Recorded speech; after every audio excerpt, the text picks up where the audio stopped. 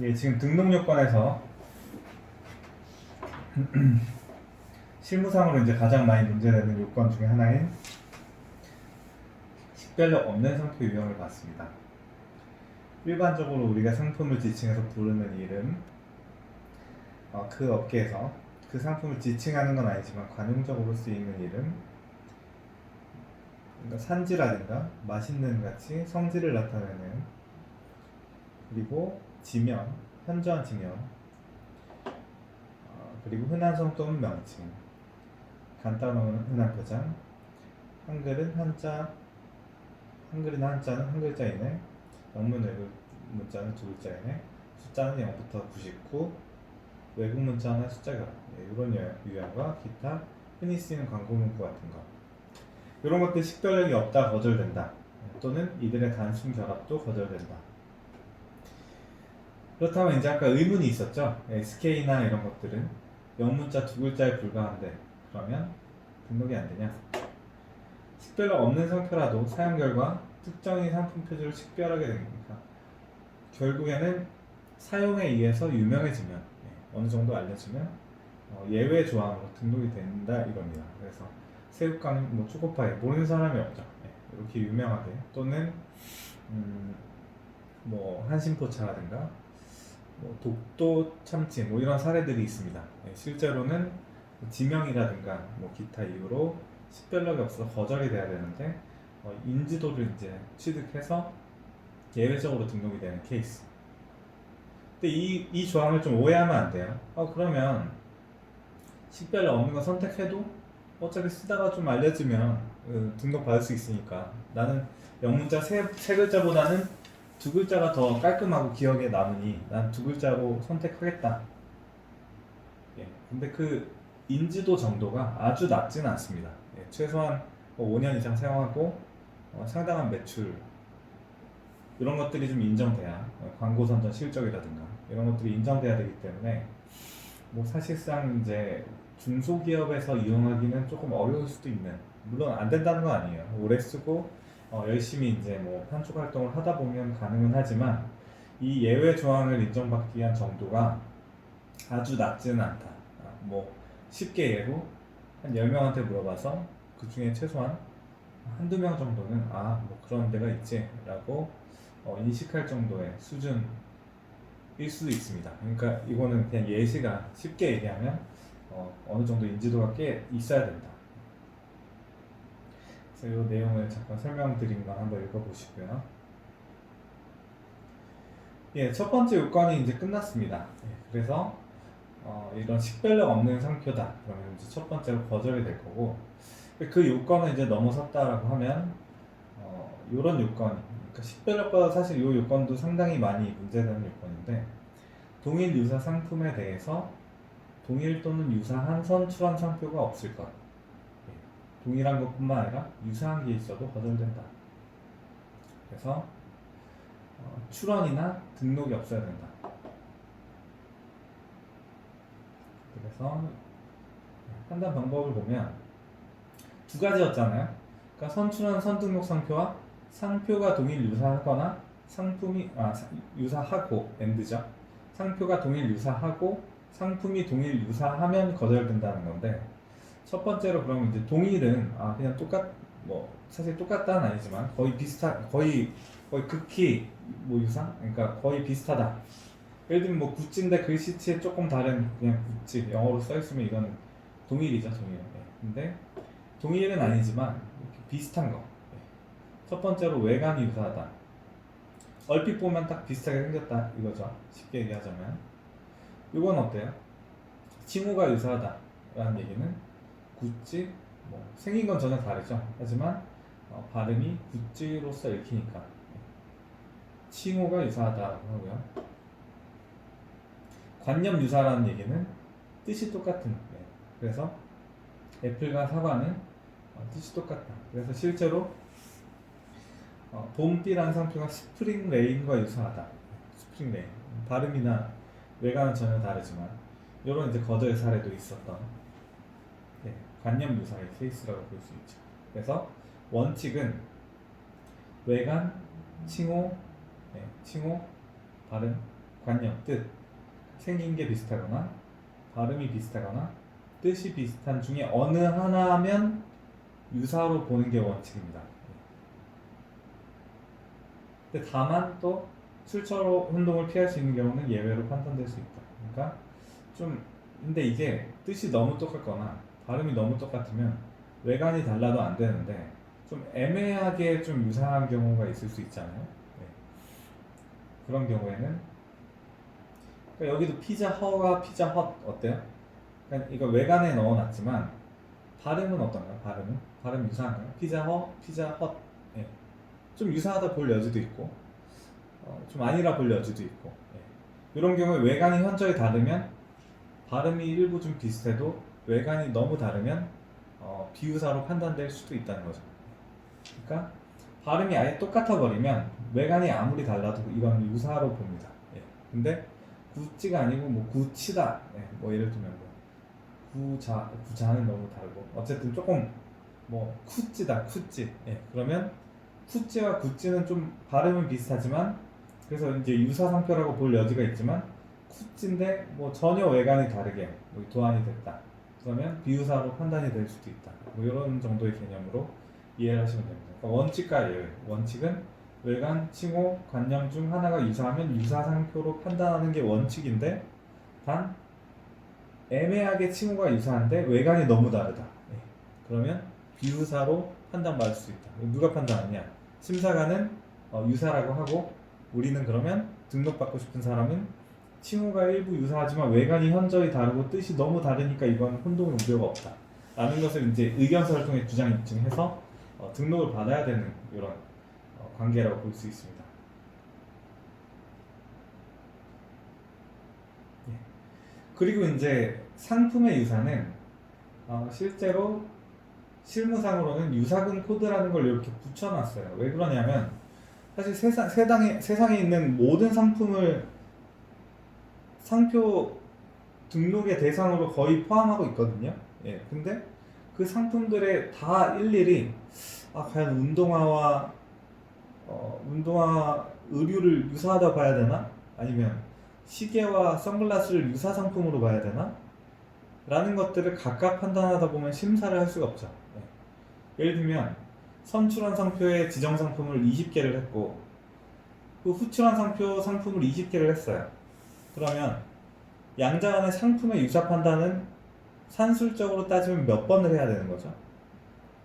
20 곱하기 20을 해야 되잖아요. 그렇죠? 예. 앞에 20개와 20개를 각각 비교하는 건 심사를 불가능하게 하기 때문에 미리 붙여놓은 겁니다. 그냥 겉옷, 교복, 기모노, 정장이 그냥 G450101로 분류를 해놔서 요 코드가 같은 것들은 그냥 일단 심사에서는 유사로 보겠다. 예, 이렇게 이제 하는 게 그 상표 특허청 실무의 경향입니다. 근데 유사로 봤지만 어떻게 드레스와 교복이 유사 상품이냐라고 따지고 싶으면 의견서를 다투거나 뭐 아니면 거절 결정이 되면 심판에서 다퉈볼 여지는 있을 수 있지만 실무상으로는 그냥 동일 코드가 부여됐으면 일단 유사 상품으로 취급하고 거절료가 나올 수 있다는 거죠. 네. 상표가 유사하고 코드가 같은 상품이 먼저 출원되거나 등록됐으면 그것 때문에 거절료가 나올 수 있다는 겁니다. 네. 다만 판례는 이런 것들을 따져서 따지는 거예요. 품질이 비슷한지, 생긴 게 비슷한지, 용도가 겹치는지, 동일 라인에서 생산되는지, 같은 장소에서 판매되는지, 수요자가 겹치는지 이런 것들을 각각 개별적으로 종합적으로 고려해서 유사 상품인지를 판단합니다. 판례가. 그래서 우리는 특허청에서 유사군이 같아서 유사 상품이라고 판단했는데 여기에 대해서 반박하고 싶으면 이런 면에서 품질이 다르고 생긴 것도 다르게 생겼습니다. 예. 그리고 용도도 다르잖아요. 예. 똑같은 데서 생산되지 않습니다. 판매 장소도 하나는 편의점에서 주로 판매되지만 뭐 하나는 약국에서 판매되니까 다릅니다. 예. 수요자도 뭐 전자는 일반인들이 수요자라면 후자의 상품은 뭐 예를 들면 특정한 병이 있는 사람입니다. 예. 이렇게 따라서 다릅니다. 라는 것들을 판례 기준에 따라서 반박하는 거죠. 일단 특허청은 이 기준으로 거절하고 우리는 부당하다 하면 이 기준, 판례의 기준으로 의견 전환 이런 걸로 이제 반박을 해서 다투는 이런 식으로 이제 심사가 이루어지게 됩니다.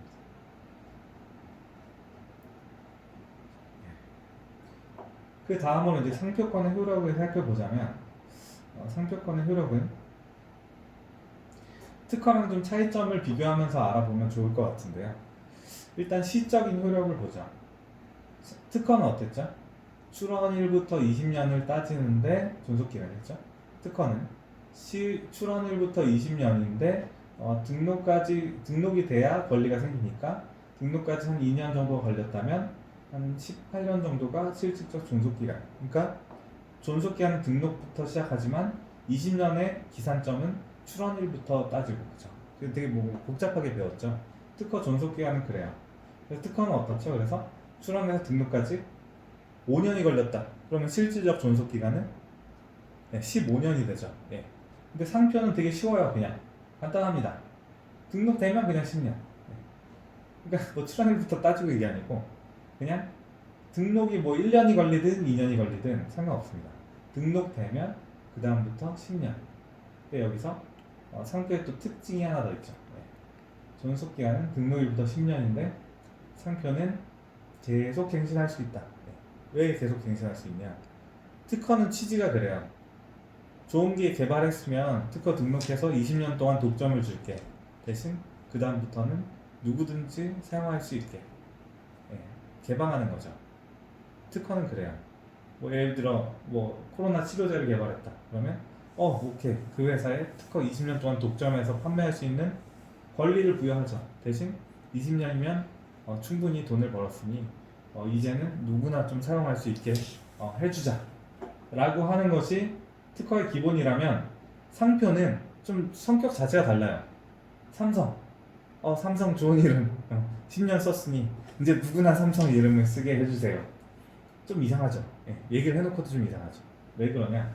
특허는 개발하고 이런 가치를 인정해서 독점을 인정하는 거라면 상표는 사용하고 광고하고 유명해질수록 가치가 높아집니다. 예를 들면 제가 이름을 하나 딱 정해서 뭐 신발 이렇게 정했으면 그 이름은 아무 가치가 없는 거야. 상표는 원래 그렇습니다. 근데 가치가 어떻게 해서 상표에 가치가 부여되죠? 이 상표를 개발했다? 아닙니다. 그냥 내가 선택했죠. 그 이름을 ABC라는 상표를 그냥 내가 상표로 선택했을 뿐입니다. 그때 가치를 0으로 봐요. 상표에서는. 그럼 가치는 언제 생기는 거냐? 이 상표를 가지고 광고하고 마케팅하고 비용을 들이고 오랫동안 사용하고 하다 보면 상표의 가치는 점점점 비싸지죠. 그럼 그 가치를 반영구적으로 보호를 시켜줄 필요가 있습니다. 왜? 이 가치는 내가 투자한 비용과 광고 비용과 노력에 의해서 생성된 거니까 그 사람이 그걸 계속 사용하게 독점을 연장시켜줄 필요성이 있다는 거죠. 그래서 상표는 계속 갱신할 수 있다. 그러면 삼성은 계속 갱신해서 그 삼성에서만 쓸 수 있는 상표로 반영구적으로 갱신할 수 있다는 거죠. 그래서 출원해서 등록까지는 통상 한 1년 걸립니다. 특허는 조금 더 걸리는데 상표는 뭐 10개월에서 1년 정도 걸리고요. 등록되면 10년 동안 존속기간이 만료되기 전에 1년 전에 갱신하거든요. 이때 갱신하면 또 10년이 늘어나고 또 10년이 늘어나고 이렇게 계속 갱신할 수 있다. 특징이죠. 여기서 이제 특징 두 가지가 나왔는데 아까 상표의 뭐 이렇게 특허와 다른 점 뭐 여러 가지가 있었지만 여태까지 배운 거 한번 떠올려 볼까요? 그냥 특허와 상표의 차이점 여태까지 배운 게 뭐가 있었을까요? 첫 번째로는 출원 절차에서 공고하고 나서 2개월 동안 이의 신청 받는 거. 그게 차이죠. 두 번째 차이는 여러 가지가 있죠. 특허는 신규성, 진보성, 선출원주의 이런 거 따졌다면 상표는 식별력과 선출원주의를 따진다. 그리고 또 다른 점 존속기간이 출원일부터 따지는 게 아니라 등록일부터 10년이고 계속 갱신할 수 있다.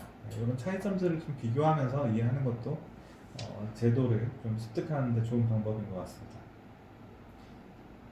그리고 출원해서 이제 경고해서 손실보상 청구권을 형성시킨다. 특허도 보상금 청구권이라는 게 있죠. 근데 이제 좀 차이점은 특허는 출원이 공개되고 나서 경고를 해야 보상금 청구권이 생기거든요. 공개가 되고 경고를 해야. 근데 상표는 그냥 출원 중에 경고하면 손실보상 청구권이라는 게 생길 수 있습니다. 특허는 그러면 언제 해야 되는 거죠? 출원해놓고 공개가 언제 되죠? 특허는 출원하고 1년 6개월 후면 공개가 됩니다. 그 이후에 경고를 해야 보상금 청구권이 생기는데 상표는 공개를 요건으로 하지 않아요. 그냥 출원하고 나서 바로 다음날 경고장 보내야 됩니다. 이때 제3자가 동일 유사한 상표를 동일 유사한 상품에 사용하는 경우 손실보상 청구권이 발생하고 등록되면 청구하는 거고요. 왜냐면 등록되기 전까지는 불확정적인 권리인 거예요. 일단 경고해서 손실보상 청구권이 생기는 거고, 예를 들면 하루에 뭐 10만원, 20만원 이렇게 계속 쌓이는 거죠. 손실이 있다면 등록되고 청구할 수 있습니다. 거절이 돼버렸다. 그럼 그냥 없어지는 거고. 그러니까 불확정적인 권리라고 볼 수는 있죠. 다만 심리적 압박이 되겠죠. 등록되면 청구도 할 수 있고. 근데 이제 여기서 특허에서는 용어가 좀 달라요. 특허에서는 보상금 청구권이라는 단어를 보셨을 것 같은데 상표에서는 손실보상 청구권 이렇게 얘기하는 이유는 아까 말씀드린 거랑 똑같습니다. 특허는 개발했으면 일단 가치가 있는 거죠. 특허 뭐 엄청난 가치가 있는 게 있을 거고 가치가 좀 낮은 게 있겠지만 어쨌든 개발에 노력이 필요하니 특허는 특허 출원하자마자 가치가 어느 정도 있다 볼 수 있습니다. 상표는 그냥 선택이에요. 내 이 단어를 선택한 거예요. ABC라는 것을 마트에 사용하려고 선택한 거예요. 세븐일레븐 무슨 가치가 있습니까? 7, 10일이잖아요. 예. 근데 처음 선택했을 땐 가치가 없습니다. 근데 가치는 언제 생기는 거죠? 계속 사용하고 광고하고 하다 보면 가치가 생기는 거예요. 그래서 상표는 무조건 보상금을 주겠다가 아니라 손실이 있으면 보상하겠다. 그러니까 출원만 해놓고 전혀 사용도 안 하고 뭐 광고도 안 하고 그러면 손실이 없다고 보거든요. 상표는. 그러니까 근데 대신 내가 출원만 해놨지만 비록 등록을 안 받았지만 출원만 해놨지만 막대한 광고비를 들여서 내가 이걸 엄청나게 유명하게 만들었다 그러면 또 손실이 엄청나게 많을 수도 있는 거죠. 그래서 손실이 있는 경우 보상하겠다 해서 특허와는 다르게 손실보상 청구권이라는 단어를 사용하고 있습니다. 그리고 이제 등록되고 제3자가 동일 유사 상표를 그러니까 동일 유사 범위라고 하는 게 동일 유사 상표를 동일 유사 상품에 사용하는 경우 침해가 성립해서 민사, 형사상 조치를 취할 수 있습니다. 특허랑 좀 다르죠? 특허는 구성요소 완비의 원칙 해가지고 내 특허 청구 범위에 있는 구성을 전부 포함하고 실시하는 경우 침해다. 근데 상표는 그 개념이 아니고 아까 그 유사 판단 봤죠? 동일 유사 상표를 동일 유사한 상품에 사용하는 경우에 침해가 성립합니다. 좀 다르죠 개념이. 구성요소 완비가 아니고 상표가 동일 유사하고 상품이 동일 유사한 경우 침해가 성립한다. 이게 이제 상표와 특허의 차이점이라고 볼 수 있습니다. 그래서 앞서 뭐 시간을 조금 길게 했으니까 두 번째 시간은 이 정도에서 잠깐 좀 휴식을 했다가 진행하도록 하겠습니다.